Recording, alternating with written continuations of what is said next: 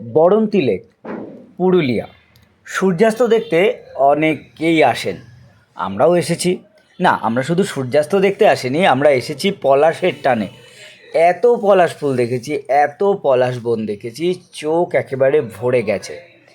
তারপরেই একেবারে হু হু করে গাড়ি চালিয়ে ছুটেছি সূর্যাস্ত দেখব বলে। কি অপূর্ব শোভা দেখুন! আমাদের গাড়ির সঙ্গে সঙ্গে সূর্যদেবও যেন চলেছেন। এই হলো অপূর্ব সেই বড়ন্তি লেক। দূরে ছোট ছোট টিলা পাহাড় রয়েছে, আমরা দেখছি আর অভিভূত হচ্ছি। সূর্যাস্ত তো অনেক দেখেছি, কিন্তু বড়ন্তি লেকের এই সূর্যাস্ত দীর্ঘদিন মনে থাকবে।